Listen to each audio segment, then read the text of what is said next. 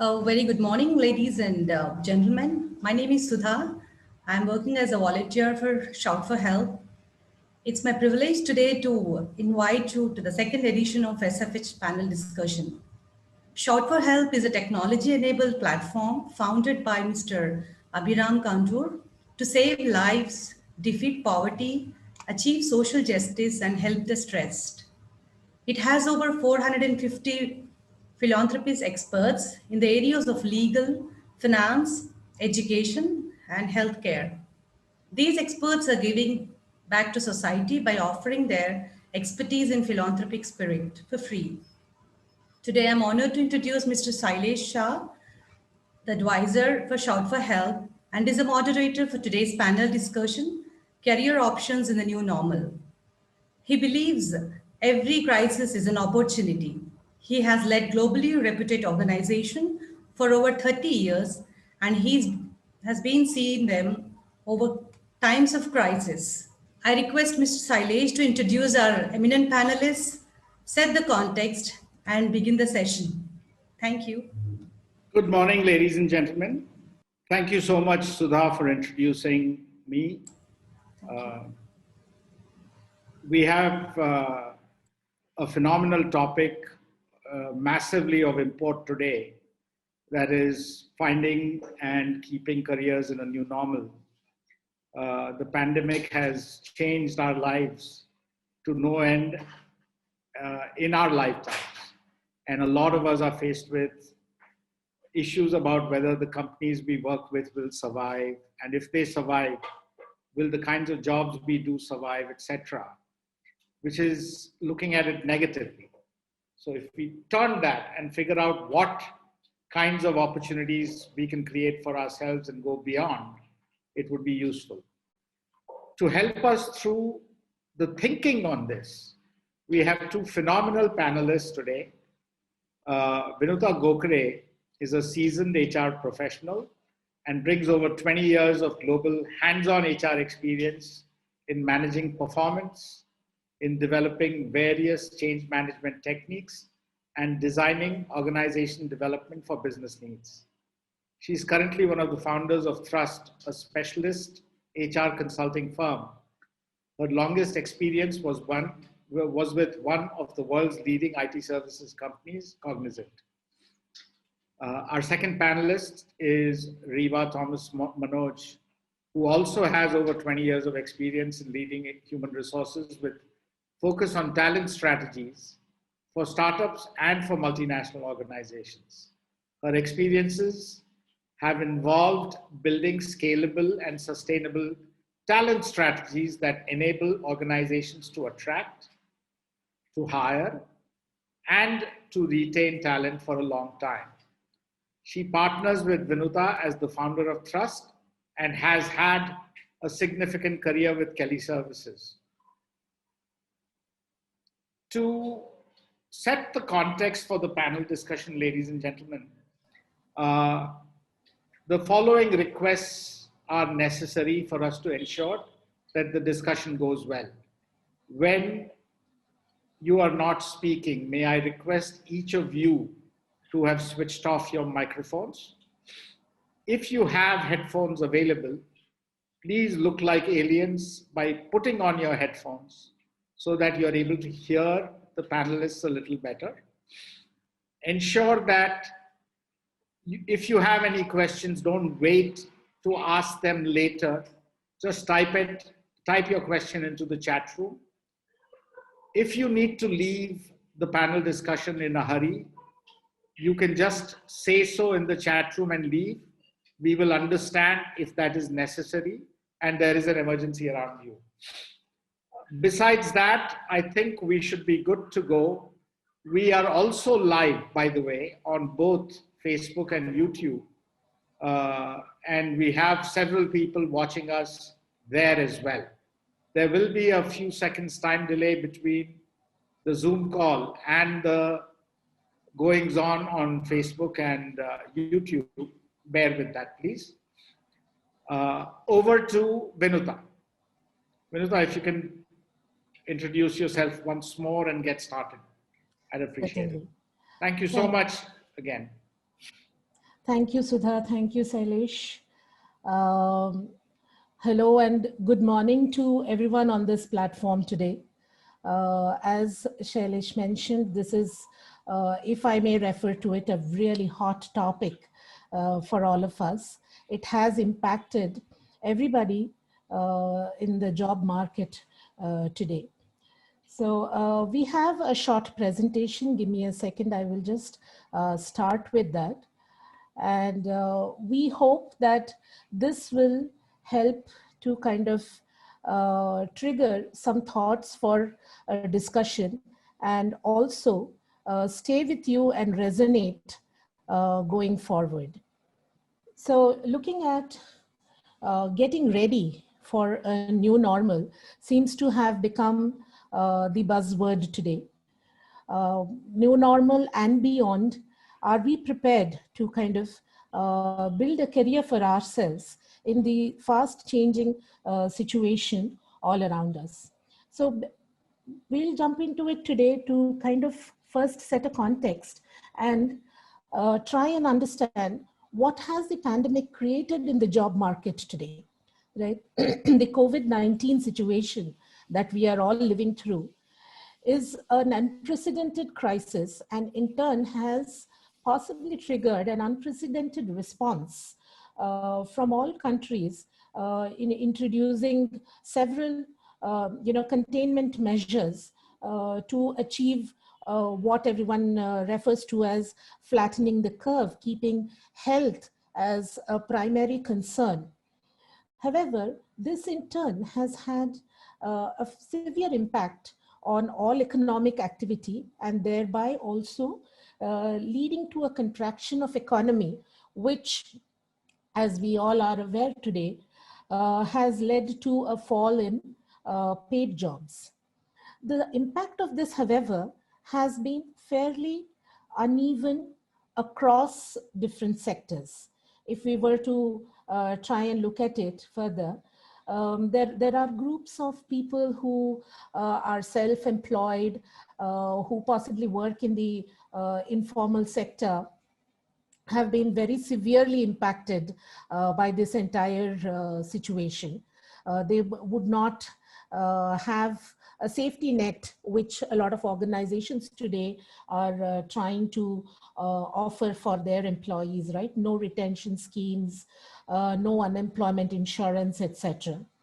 Another group which possibly has taken a bad blow are our youth, who are moving towards the stage in their life where they're looking forward to exploring the job market, possibly looking to change jobs, looking to get into new jobs. The new graduates especially are possibly looking at a very bleak future is the understanding people have.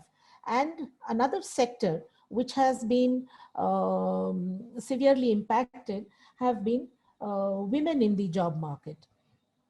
The burden at home increasing with a sudden disappearance of childcare, the entire onus of holding the home and hearth, so to say, has fallen on the women, which has led to, especially in the initial stages, a lot of job loss for women in the employment arena.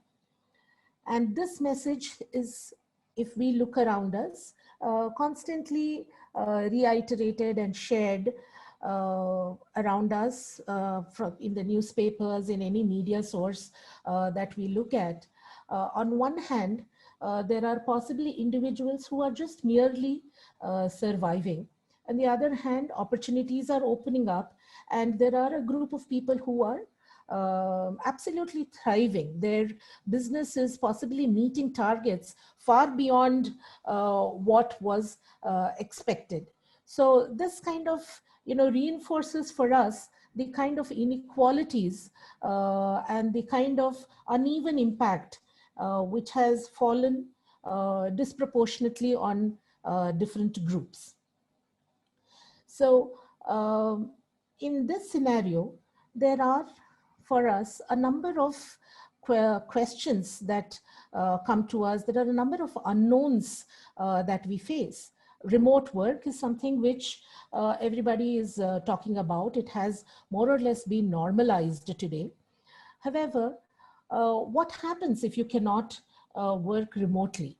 Will you not be able to connect? Will you not have your job anymore? Small-sized industries we have seen in the last 1 year have been struggling to survive, and they are possibly the ones who are facing a lot of backlash also from the talent pool, because they have Vinita, if I may interrupt for a second. Sure. Vinita, if I may interrupt for a second. Yeah, If sure. there is anyone else using internet at your location, your internet speed will drop.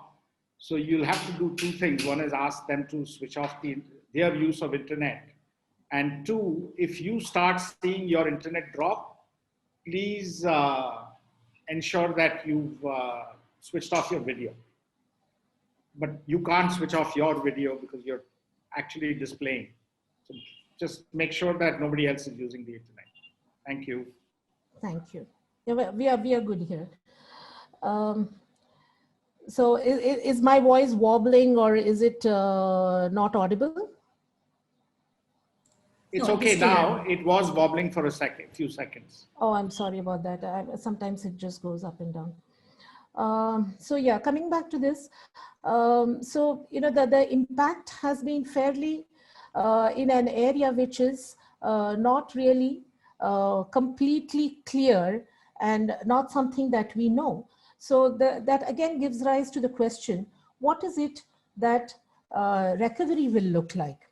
To kind of gear up for that, on one hand, there have been organizations who are looking at putting together certain measures in place to better prepare to succeed and move forward in what is going to be the new normal for us. So some of the major work trends that we have noticed is that there has been an increase in remote work, thereby again focusing on the safety of the employees. The employer, on one hand, has also stepped in to be functioning as a social safety net, right?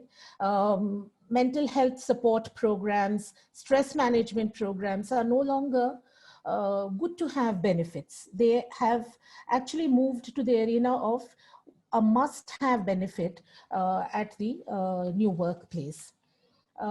Overall, the organizations seem to be moving from where the overall emphasis and a lot of the design structure strategy was to look at business efficiency, business profitability, to actually designing their strategy to be resilient, to provide, again, for their employees an opportunity to be adaptable, and also there are certain new drivers which are emerging.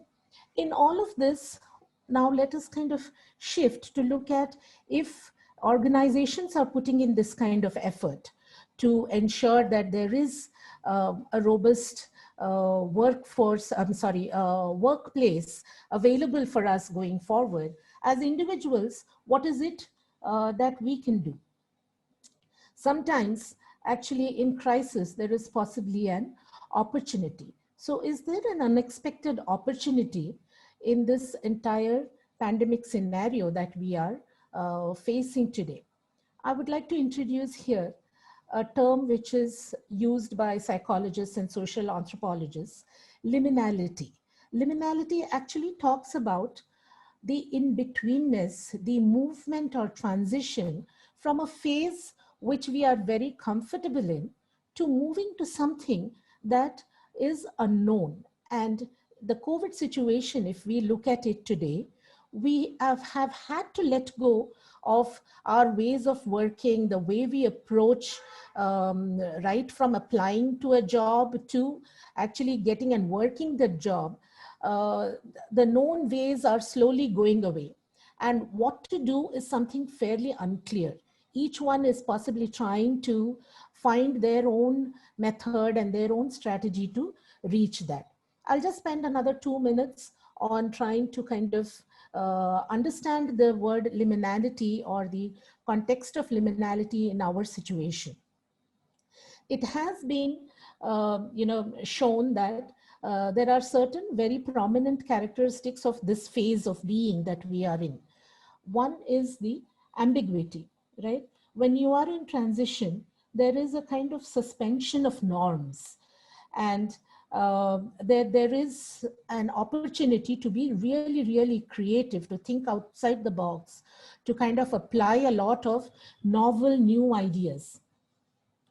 And in that opportunity, again, the downside of it is that you could be a little disoriented or confused, and thereby leading to some amount of panic. The scope to leverage and identify new possibilities, sorry, the strategy here would be to actually approach it without panic, approach it calmly, and look at planning for your future by using what you already have at hand. The other characteristic is the way that the community presents itself. There is an enhanced spirit of solidarity, which if you look around today, you are seeing everybody go through the same issue, maybe in different levels, in different way that they are impacted. However, the one thing is that it brings a kind of spirit of solidarity in the entire community around us. And this in turn actually leads and lends a lot of scope to build new relationships and collaborate for the future. Again, there is also a tendency for you to slip into thinking that these kind of additional support, the kind of empathy and care that is coming out, you take for granted and you think that it will always be there. However, this is a result of the situation, and the smart way to look at it would be to focus and recognize that this is temporary, and let me work actively to make the most of it. And finally, there is a huge potential for transformation, right? A huge potential to build on your capacities, learn new things. And while one could be tempted to kind of rush into looking at building skills which is not relevant, what would be smart and what would be possibly a very effective way of focusing here would be to build expertise that is in sync with one's DNA, what is already existing, build upon that and rework that. So what I would like to say is that perhaps, and not perhaps, actually definitely, there are opportunities which, today may be disguised behind face masks.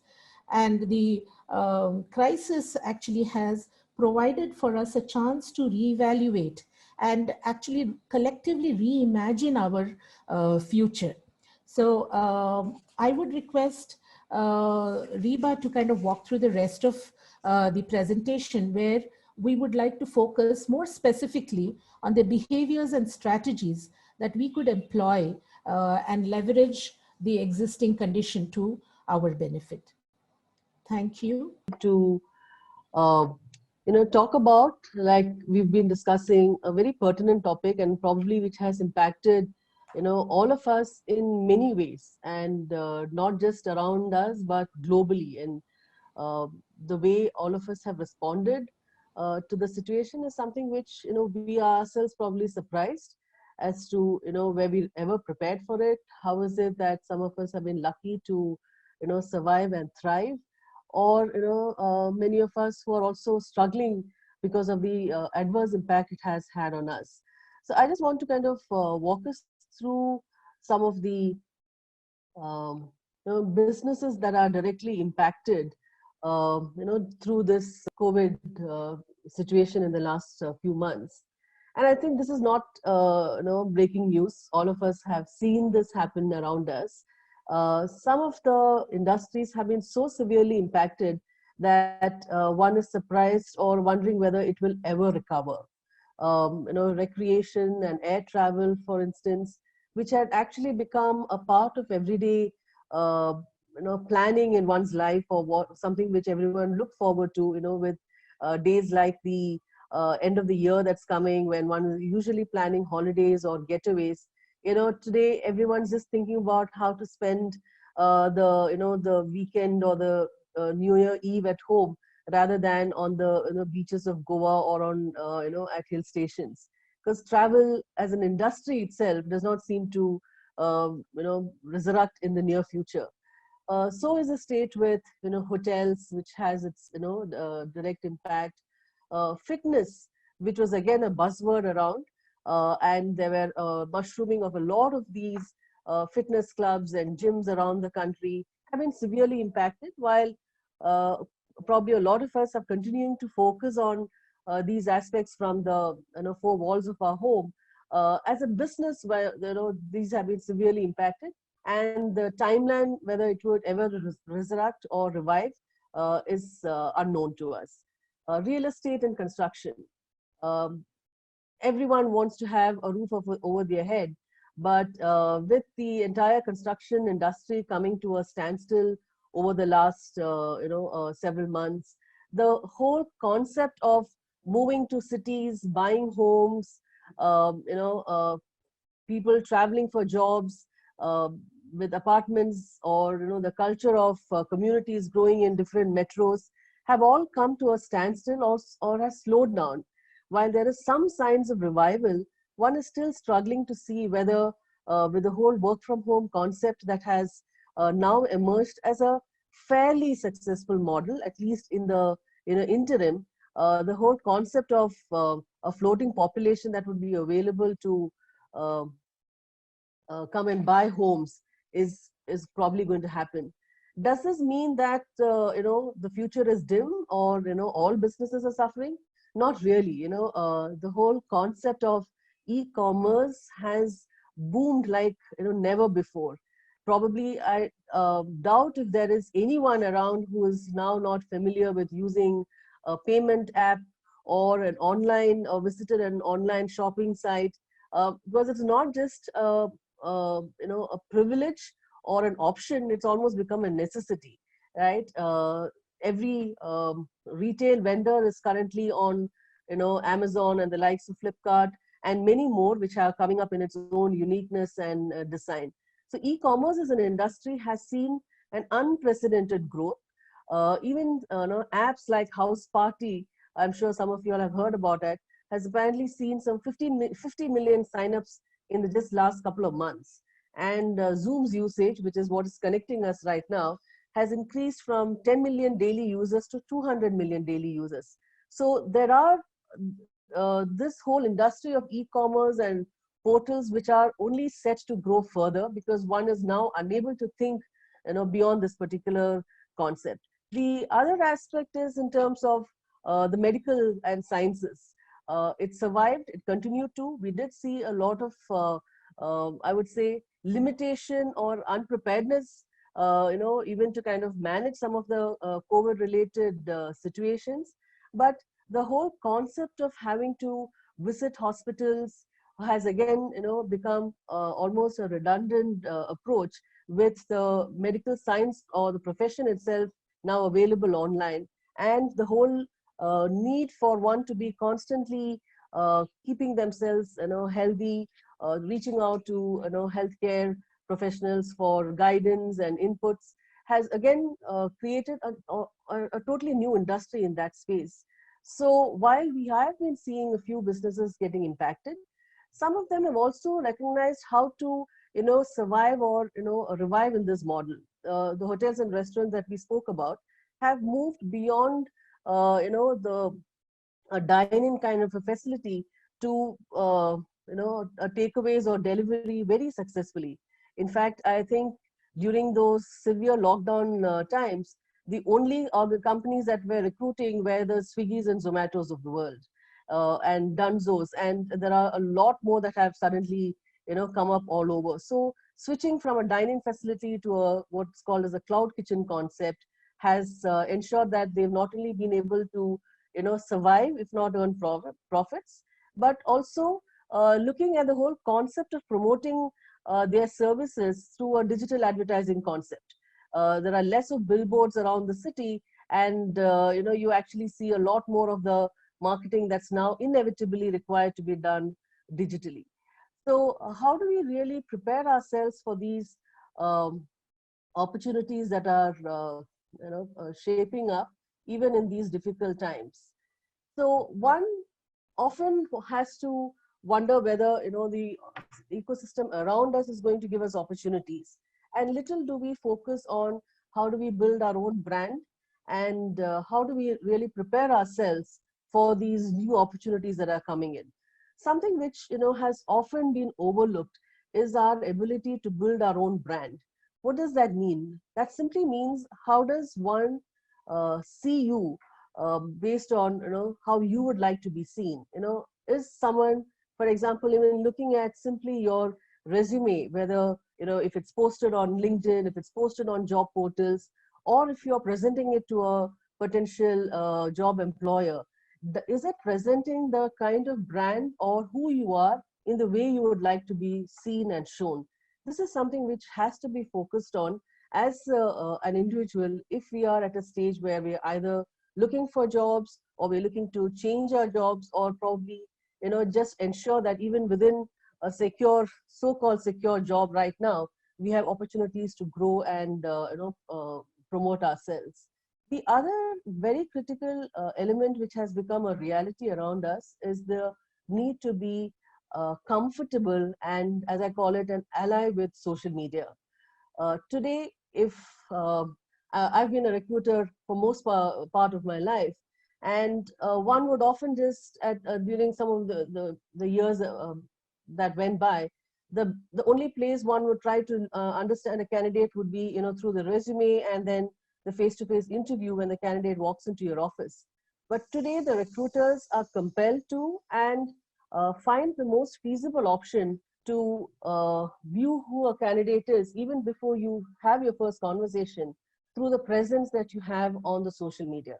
Whether it is just your resume, it is the way you are kind of connecting on your network, what kind of posts are you publishing, what kind of comments are you making against posts. All of these matter. We may look at it as our personal preference of whether it is political in nature, whether it is a concept, or whether it is a ideology. But these aspects, when we present ourselves on the online network, be mindful of the fact that we are opening ourselves, or exposing ourselves as a brand to the global network even sooner than we can realize. Does that mean that we shy away from putting ourselves out, or telling the world that we have the capability, or we are in need of a job opportunity because things are looking grim? I've seen several candidates or individuals writing up on some of the social media saying that they've applied to many jobs. There is no response. People sounding almost feeling a sense of despair. But the fact is, the world around us is just coming around. Vinita spoke about how organizations are preparing themselves to, get set with this new normal. My suggestion and request would be that, we need to stay in the race, keep our head up, keep ourselves afloat, and even if you see things progressing slowly, keep ourselves in the race. And what does this mean? This clearly means that we use whatever opportunity or time that is available to us to reflect and see whether we are prepared for the new life or new normal that is coming around us. The simple aspect is, for example, remote interviews. I hardly see any prospects of organizations calling in candidates for face-to-face interviews in the near future. A lot of companies are very clear that at least till the end of next year, they will continue the remote interview mode.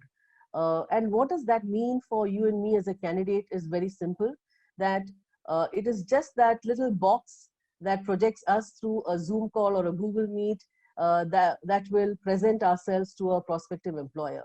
So being comfortable with the technology that is used, as simple as that, making sure we have the necessary bandwidth and network when we're getting into a interview discussion, feeling comfortable in front of the camera in terms of how you talk about yourself, how sharply can you present your thoughts, needs preparation, needs intentional preparation. And the other aspect is in terms of the kind of jobs that are currently being seen. A lot of organizations have taken a conscious decision to be very, very specific about jobs that have to be opened up as full-time headcount, because some of them went through painful decisions of having to lay off employees because of the cost pressures that they faced in the last several months. It was a learning, I would say, for the industry and for the way businesses were, in some manner, just randomly growing, to kind of really reflect and see, does it make sense to run a tight ship and, make sure that everyone is able to be managed and retained, even, God forbid, we were to go through a more severe situation than what it is right now. So a lot of jobs today are actually being opened up on a contract basis or on a fixed timeline basis. It is time for us to open our minds out to consider these opportunities if it meets our skills or engages our experience, or even if the fact is that it's not really a skill that we are familiar with or a role that we have done before, but we have an overall knowledge and understanding of how to do that. Put yourself forward to consider those opportunities, because the learning that comes in the process is again a way of preparing ourselves for whatever we would like to aspire for in the future. And at all times, don't be apologetic about your ambitions. This is not the time for us to feel insecure, because there is enough of gloominess and sadness around us. So I really like this particular saying that I read somewhere, saying you don't drown by falling in the water, you drown if you stay there. So reaching out, calling out, reaching out to organizations like Shoutforhelp, where they have experts to guide if you need help, or just being available to or presenting yourself to the world outside is what's important. So what are some of those skills we probably need to develop in what we're currently seeing as a fourth industrial revolution? I've just mentioned a few of them. These are just the tip of the iceberg. But with this whole focus around digitization and AI and VR that we keep hearing around, content creation for the online is the in thing everywhere. I have a young son who's currently doing his engineering. While he's pursuing a mechanical engineering, most of the internships that he's coming across as opportunities are for content creation. Whether it's in the engineering space, whether it's in the software space, whether it is in co-writing, everyone's looking at these aspects. So how does one utilize any of our prior experiences of our own skill? It could be a profession that we've been in. We could have been a doctor or a specialist in a particular profession. Is there knowledge that we have which can be converted into content which the digitized world can utilize? Digital marketing, I'm sure we've heard and talked about it enough, about the fact that unless we are seen out there on the screen, we are not seen, or we are not heard about. And in all of this, the whole concept of cybersecurity has become super important. A lot of organizations were avoiding venturing into that because they felt that they could somehow manage with the offline mode of businesses. But today the reality is that those are aspects that areas that has to be on top of it, that we need to be on top of it. Data sciences, again, that's a role of data analytics or data sciences that we hear in almost every role description that's coming up. And while it might seem a little overwhelming for some of us who probably have belong to a different generation at times, I have also seen young people still trying to grapple and understand what this whole concept means. And incidentally, folks who have worked as worked with data in the past, whether it is accountants, statisticians, are folks who can actually pick up the skills around these much faster than the young kids who probably are born into technology these days. But besides all of these hard skills, as one would call it, the recent World Economic Forum 2020 has listed that there are some traits which cannot be substituted by AI. And these are elements that are needed in any role that one were to choose, in any function, in any career option: hospitality, management, and creativity. What this simply means is that while one may want to believe that augmented reality can introduce a potential candidate or a customer to your product and your service offering, to really gauge the emotions of the customer, to really understand some of the unsaid by the person, to see if the person is really engaging with your product or service, there is a personal connect that's needed. The whole concept of hospitality has the element of how you engage, how you connect, how you empathize with the other person's need and aspiration. That's something which until now at least AI has not been able to succeed in. So is the case with management. While there are several tools to measure, track, analyze, when it comes to management and leadership, the ability that one needs to trump up your team, build energy amongst them, get them to work towards a common cause and purpose, AI currently has not reached there. And then of course creativity, that we all know has to do with how we are able to look at opportunities, look at limitations, and look at ways of doing something which never existed. And these again are elements which are needed in every aspect of the jobs. I think the last several months of the pandemic threw up several opportunities for people to be creative in the way they work, looked at the limitations that they had, looked at the obstacles. And I think the way many of the businesses or even individuals have managed to survive has elements of all of these that have helped them.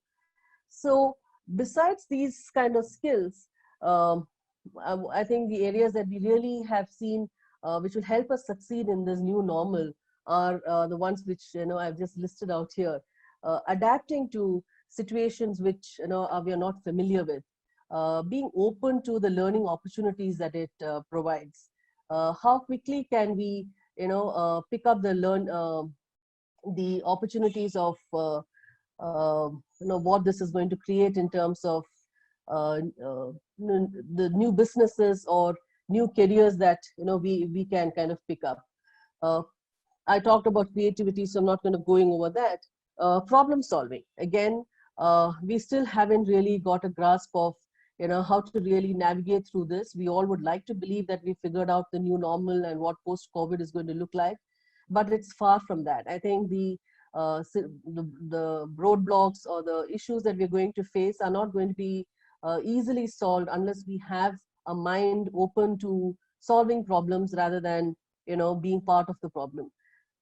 Openness to upskill, very, very a familiar term in the current situation. And what this simply means is that we identify what our current skill point is. I might be a HR professional, or I might be a salesperson. I might be used to, as a salesperson, familiar with face-to-face interaction with my customer. Today, how do I present my product or offering through an online format? How do I make the customer feel equally engaged with a service or a product that I have to offer? So technology has been of the greatest help through all of these. And experienced people, as much as they probably are still adapting to some of the newer technologies, have seen that with an open mindset and the soft skills that they have gained or built over the years, are able to adapt faster, provided they keep themselves open to upskill. Earlier, we had this whole struggle of geographical mobility, right? Recently, I was talking to some of the my colleagues in the industry from the IT industry, and they are quite happy with the fact that the whole concept of remote working has helped them reach out to potential candidates in the tier 2, tier 3 cities where they earlier didn't have offices, but today they're able to recruit them because they can work from wherever they are based. So today the geographical limitations are not a constraint to organizations, but if we are based in different parts of the country, whatever remote location, are we preparing ourselves with all these other skills and capabilities to keep ourselves open for these opportunities? A good communication skills again are very critical, because many of us continue to work from home. So clarity in how we present ourselves, how we attend meetings is important. And last but not the least, I often have found that this whole approach of gratitude has worked wonders when we are going through trying times. Just gratitude for the positive memories that we've had, gratitude for the fact that we probably are still alive, gratitude for the options and opportunities that every day presents to us. Will this make us feel more positive and keep ourselves open to everything else that's coming our way? It could be difficult times as yet, but our readiness to upskill, our readiness to take a risk with new job options, all of that is something which a mindset of gratitude is going to help us with. So I'll probably pause at this point. All the very best as we venture into the new normal, and life is going to be good. It has been good. I think it's just a matter of how do we collectively come together to be prepared for it in the days ahead. Thank you. Thanks a million, Vinuta and Reba, for outstanding inputs on how people can deal with the new normal and look to either enhance their current jobs or look into new jobs. I was just taking some notes while we were discussing, while the two of you were presenting, and these notes emanated out of a lot of what you said.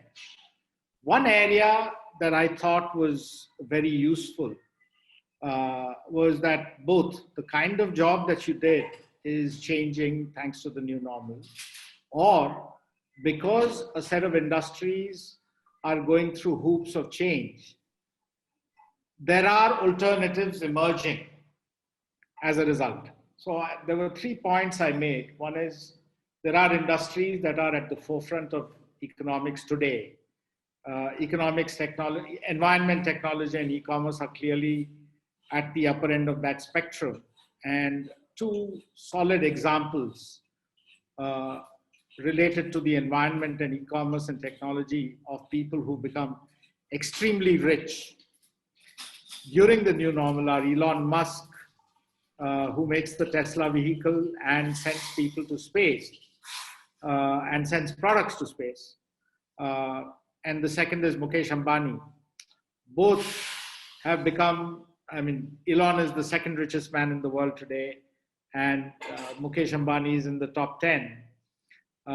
Both are pursuing opportunities on the environment and e-commerce and have helped themselves get there. There are industries that are critical to go past the new normal, such as healthcare, such as entertainment, such as what Reba so beautifully put, design and creativity. All these things are critical for us to help us go past where we are today, thanks to the new normal. A lot of the innovation that's happening around a vaccine, a lot of the innovation that's happening on repurposing drugs to help us keep healthy are just amazing forms of design and creativity that have come together to help us all survive the current situation. And then there are industries that will take time to rekindle themselves in the new normal. Travel, hospitality, outside dining, physical malls, gyms are examples of things that may take time to come back to normal. We've got to figure out how to deal, people in those industries have to figure out how to deal with that to come back to great new jobs in other spaces. And great new ways in offering their services. My wife, for example, takes a yoga class and has been doing it for over a decade now. And she has been on a Zoom yoga class since the pandemic began in March. She doesn't miss a single day of taking part in the class. And the class is conducted so well in the new normal that she's not missed anything and actually has learned to enjoy the class as much as she physically went to the class. There are such examples of what can be done in every industry to take it forward. So, in addition to what I mentioned, Vinuta and Reba, would you have thoughts on other industries that are in one of these three categories or a fourth category that you can think of? Well, I mean, the education industry, we have seen a sea change in the way the schooling itself has been approached for our children, right? And in a related aspect, while yes, there is a lot of effort that is going in to building the right content and all of that, which is something that we touched upon. But yes, the way one learns, the way one actually experiences, today I see the portions being covered for our children in such a beautiful way online. I was a huge skeptic when it actually started. They closed before the term ended, and then when it started, it was very, for us, very confusing as to whether they will be able to do any justice. Right down to lab work today is being translated into learning from home. So yes, I mean, to add to what you said, where we are not losing the experience. Yes, we are doing it in a different way. Is that going to be the future? Is that the way that we are going to learn? Perhaps yes, as long as knowledge is being shared and we are taking advantage of it. I think that is something which is here. Superb. Reba, any additional thoughts? Um, I think the whole concept of supply chain and logistics, you know, today, the fact that, everything is kind of available at our doorstep, the whole industry is almost become a revolution of sorts. Almost every business is, has almost figured out how to ensure that their products are able to reach their customer probably in the fastest and the most efficient manner possible.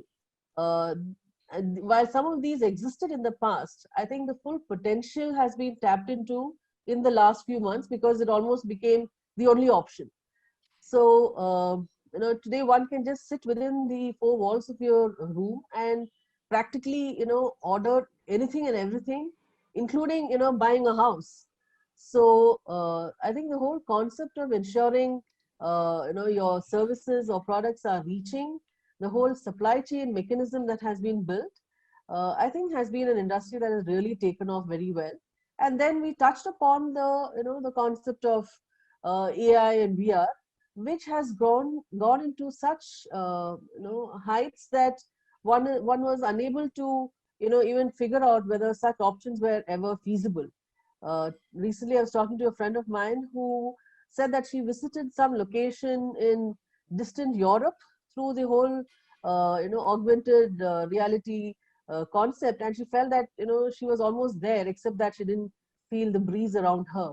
So industries have kind of reinvented themselves to probably present the best of service possible, while it's not the same.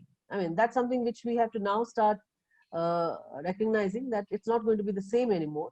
But yeah, everyone's learning to build on what they already have.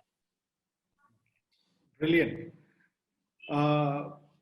Sudha had a request at the beginning of us launching this panel discussion from a 70-year-old doctor who is seeking to figure out how he can ensure that he is not in financial trouble as the new normal forces him to rethink how he will offer his services to patients. My niece is such a doctor as well. She works out of Bombay. And for the last 9 months, in fact, until 2 days ago, for 9 months in a row, she offered her services from home using teleconsulting. All she did was acquire a nice new phone so that when she teleconsults, the quality of image that she is subjecting the patient to is improved. And she hopes, it doesn't happen every time, she hopes that the patient has a good camera at the patient's end so that visually she can see what is required.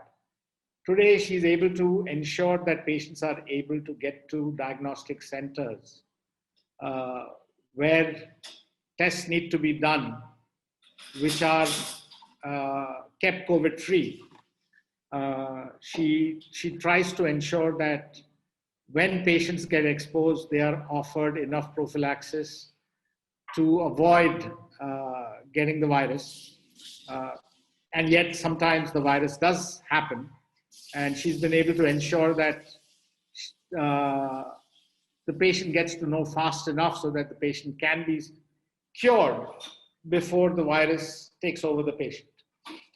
So there are ways to, exactly what Reba just said, there are ways to repurpose ourselves as much as we have chosen to repurpose drugs and repurpose the way we are doing things to figure out how to take things forward.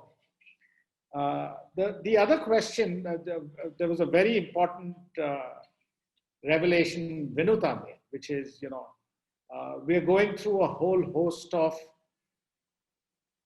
confidence tests on ourselves, if you will, which causes us to become grim, which causes us to start worrying, which causes us to get testy.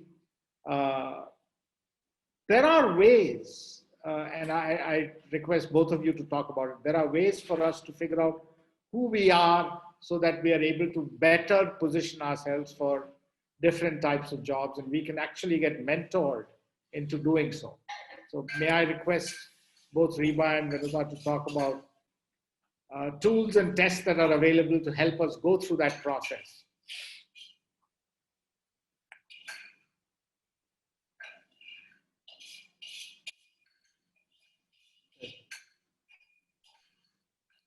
Okay, so probably I think some of the tests or aspects from a wellness perspective, I don't think I'm qualified to talk about it as for now. But what I really understand is that an ability to evaluate your skills and capabilities. There are a lot of tools available today, most of them available even online. And not just your skills that you've learned through your job or your education, but also to kind of assess you yourself as your personality as to what kind of an environment will you be comfortable working in. Because one of the elements that has I see most HR practitioners talking about currently is that while work from home is convenient, it is not something which most people enjoy. On the other hand, we see an equal number of folks raising their hands saying that they can't think of going back to office because this seemed to be just what they were always waiting for. So there are certain personality traits about ourselves which we may need to evaluate and understand. Are we better suited to work within the four walls of our room, glued to a laptop and a Zoom screen? Or is it that we enjoy the regular coffee breaks and the pat on the shoulder that we used to have when we step into the through the office corridors? Because those can, over a period of time, and I think time alone will tell, can have a huge impact on our ability to perform and be productive. So today I would say, while I'm not specifically going to be calling out any tests or tools, but there are these elements that we probably need to evaluate or self-assess, both in terms of who we are as a person, what kind of a context and environment will we perform best in, and then of course evaluate your other technical skills and abilities to if we are trying to kind of do something different from what we've already had a so-called expertise in. Vinita, is there anything that you Just would to add? add, I mean, yes, we have spoken about a lot of behavioral traits that are going to be important for us moving forward. But one, I think, very important is to not let go and continue to persevere, right? That is something to retain your positivity, and in a realistic manner. That is something which is going to really help us, like how you say that this is a race, and you don't really have to come first. You just have to participate, right? So you participate positively. These kind of events do disrupt us. However, within that, it has, when we look around us in a day-to-day life, we'll see ample examples of where people have risen, gone over and beyond, and demonstrated certain characteristics which you possibly thought they never had, right? There was never a situation for them to demonstrate. I mean, empathy, for example, the kind of caring that even strangers have come out and shown is something which makes us stronger as a society. Collectively, there is a consciousness that we are building, and I feel that more than actually possibly looking at any kind of aptitude or skills and that kind of a thing, it is these kind of behavioral traits which are more long lasting for us. I have two questions that have emanated out of the audience. Mr. Damaraju has asked a question. If I've lost a job at the beginning of the pandemic or just a little before the beginning of the pandemic, how do I go about finding myself a job a year or close to a year after that? That's the first question that I want you to reflect on and figure out an answer. And the second is, if you're in an industry such as travel or hospitality, and the likelihood of you being able to go back to that industry is a little curtailed, are there ways to think about becoming entrepreneurs and figuring out ways to start something in a smart way? So if you can reflect on these two questions and take us through your thinking on it, please. I'll probably go to the first one. Okay. No problem. I'll take the next one. Okay. Yeah, so to the question that, having lost a job in the beginning of this year, and, how do we kind of continue to make sure that, we have an opportunity to get back, so to say. I think that's a question that's there on the minds of, hundreds and hundreds of people. You open up LinkedIn today and there isn't a single third post that you miss where someone has talked about having lost a job and been searching for a while. So I look at it in two parts. One, the industry and businesses are opening up. Okay, organizations are beginning to figure out what kind of roles do they really need. There were several jobs that where they had laid off people because they were unsure in terms of what could be the timelines of when this whole situation would end.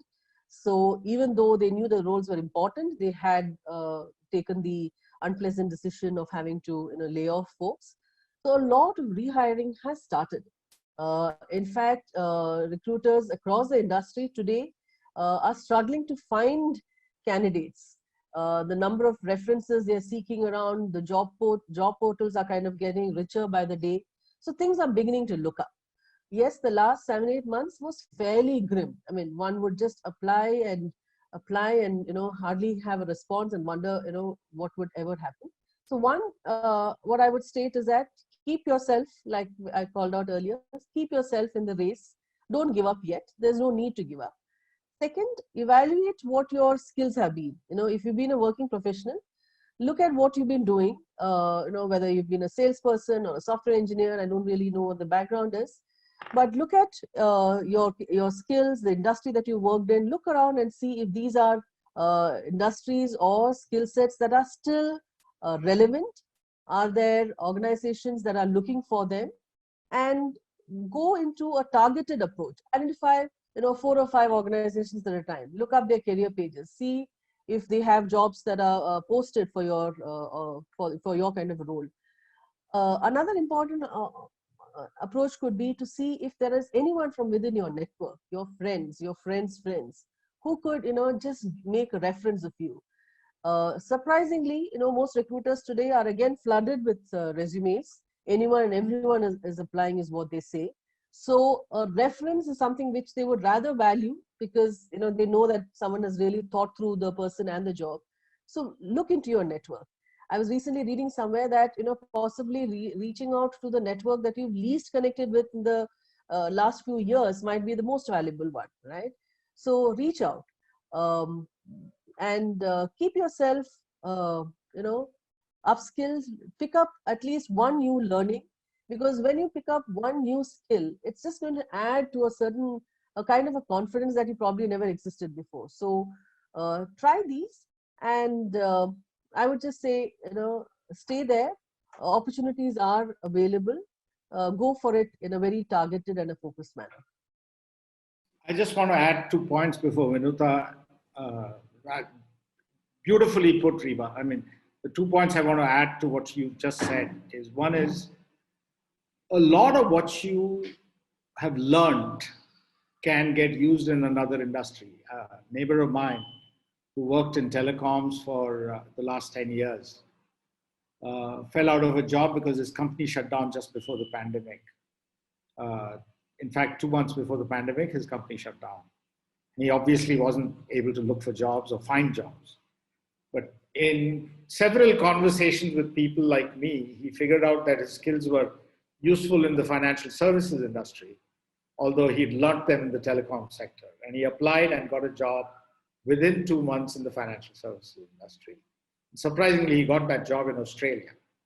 So he and his family have actually migrated to Australia in the last month and a half. So there are new ways to think about these things, and therefore it gives a whole host of new opportunities. The second related point I want to make is you've got to start thinking about what you've learned in life outside of what you've learned on the job, which may not have been useful thus far, but can start becoming useful. This college kid had been programming from the time he was in 8th standard. And he had been doing a lot of programming that was related to how the internet can be used better. He's found a job with a startup in the Bay Area. This gentleman works out of Delhi. He's all of 21 now. He works out of Delhi. He's never had any education to qualify him for the job, but he's done such a good job in learning what he did from the time he was in 8th standard through to when he got to be 21. By the way, he's not even a college graduate. And yet he's found a job with this startup in the Bay Area where his skill that he chose to teach himself has become useful. Go ahead, Benita. Yeah, so I guess some of it has already been covered really well. I would just like to add, specific to the sector that you brought up, which is entertainment and hospitality related industries. There again, there has been, I mean, we are seeing around us a lot of focus on offering the services differently, offering the services creatively. For example, we ourselves have done it, right? Connecting with our families and looking at ways to keep ourselves entertained through all these various WhatsApp and Zoom and all these kind of platforms we are using. And I see a lot of actually party planners for who, right, there is no business if people are not getting together in one place. Today have reinvented and built and offered the entire service as virtual party planning. And from what I hear and what I have read up about it, it's extremely successful. I know of people who are sending out accolades to the teams saying that I don't see why I should ever get back to really organizing a party in a hall where I need to manage so many people. These virtual parties are something which I'm going to repeat again and again, even if the situation changes. So I guess it kind of comes down to how you will creatively package your skills, package your services, and offer it out there. So a lot of industries are today benefiting from that. I mean, that is a I'm looking at it, and again, Reba has already touched upon travel and the virtual experience of traveling. You cut away with having to stand in those lines. You cut away with the expense of applying for so many visas, and you're sitting at home and virtually having a fantastic world tour. So yeah, I mean there are ways. It all depends on how we will look at it. Whether it's a typical will I use it to my advantage? Will I creatively package it, or will I think that this is something which is not possible?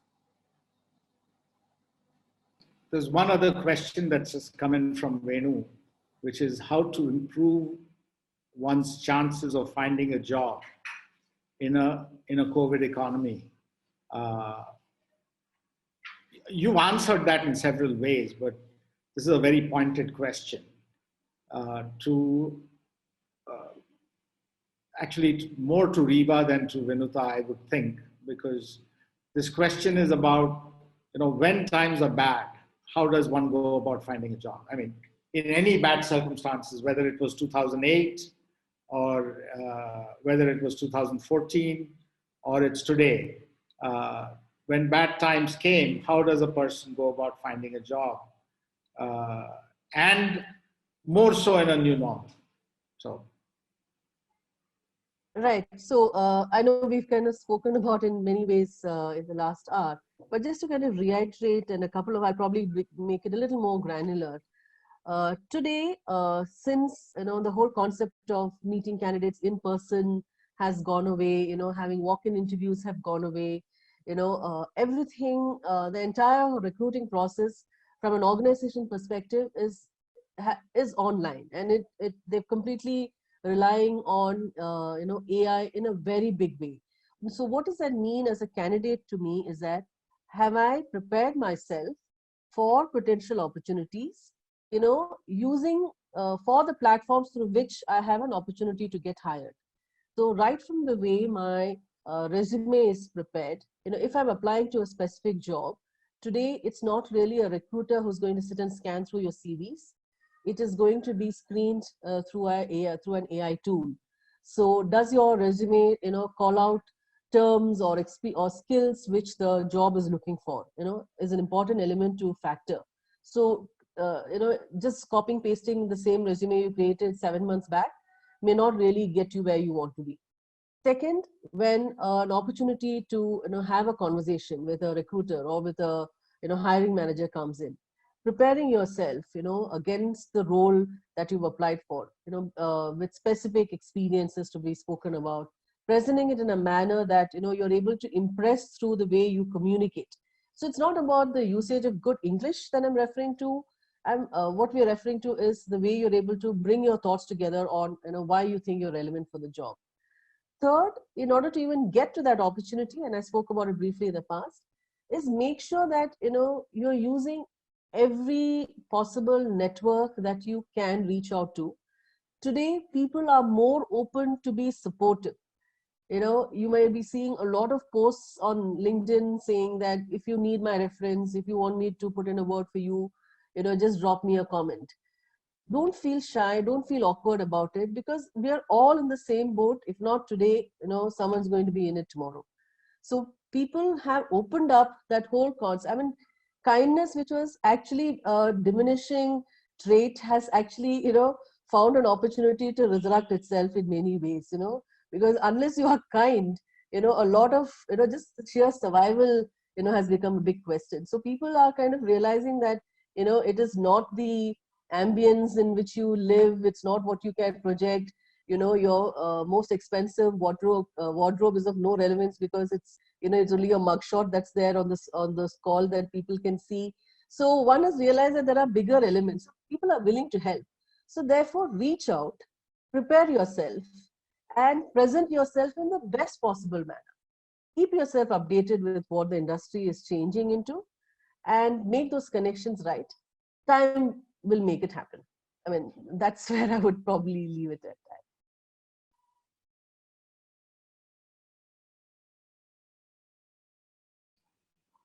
Very well put.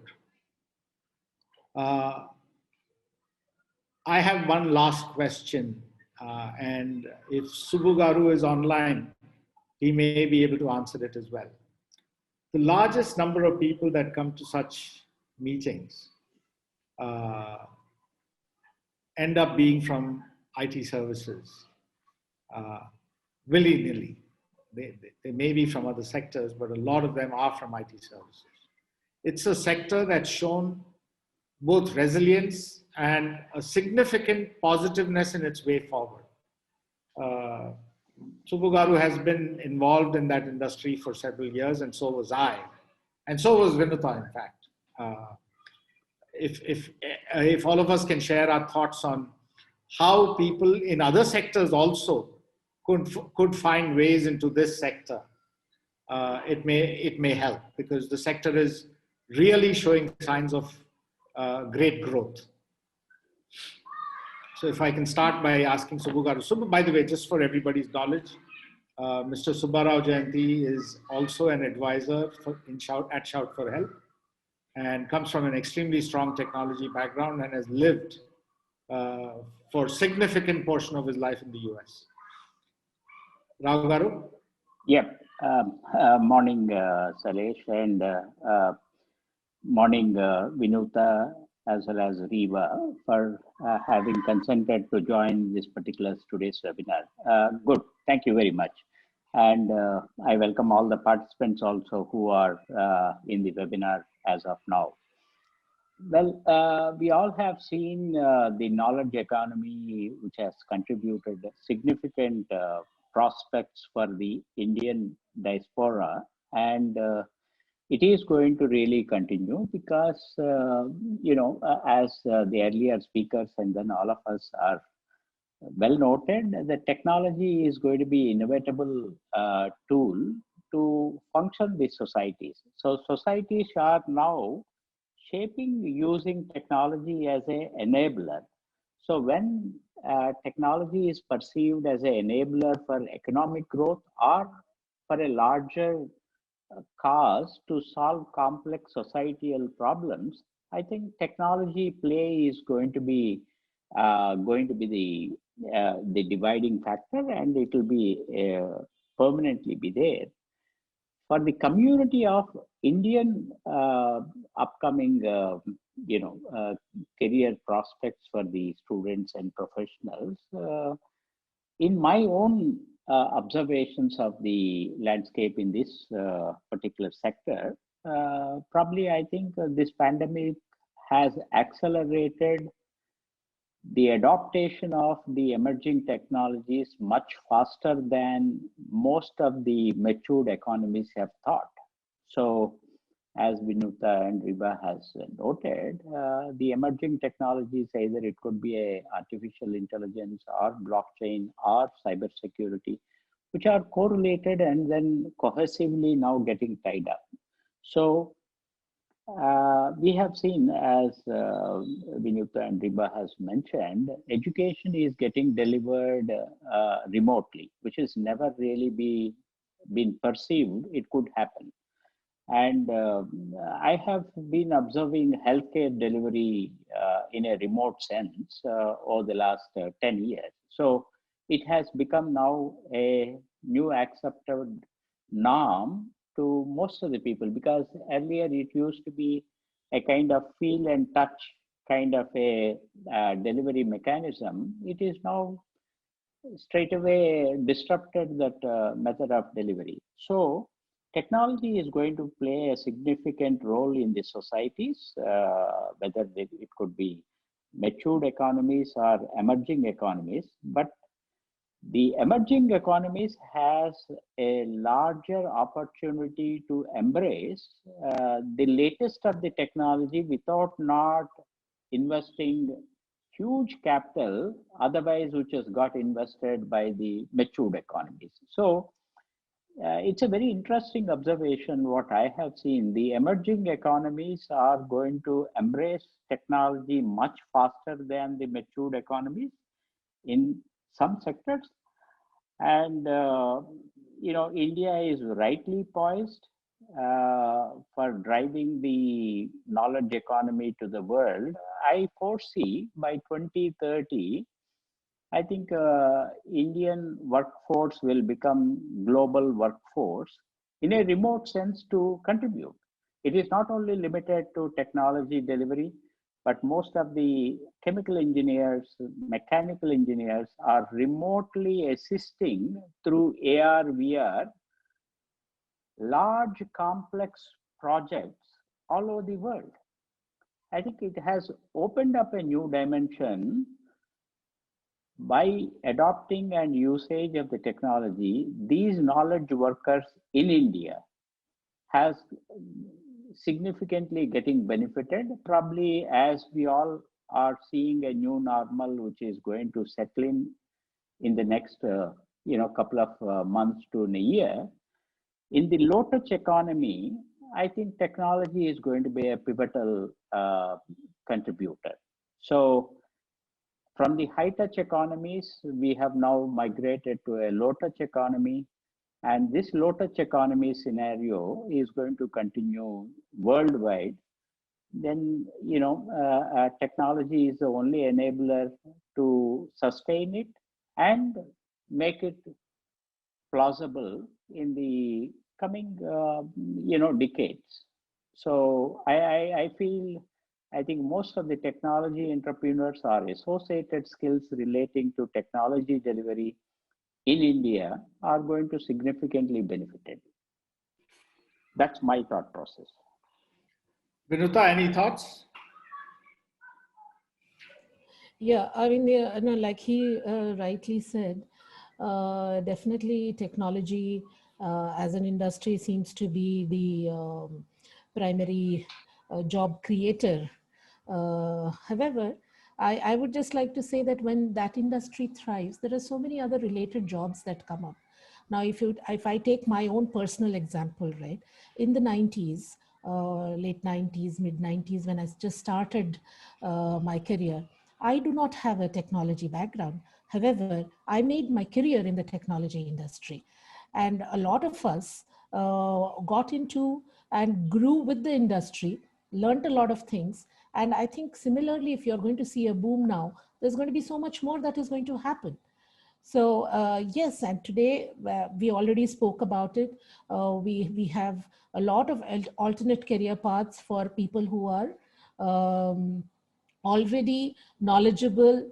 They should know and look for means to kind of translate that today in the technology world.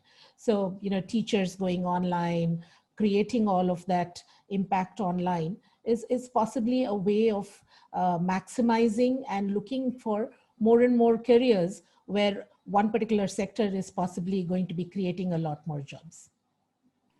I just want to add 3 examples. The state of Georgia, it's a country which used to be a part of the old Russian Union, became independent about 24 years ago or thereabouts. Late 80s, early 90s is when it got its independence. And one of the things it did as a poor economy is it said, we're going to make sure that we provide basics to our citizens well. And those basics meant education, healthcare, and a roof over their heads. They didn't care about too much else, but they got these 3 things right.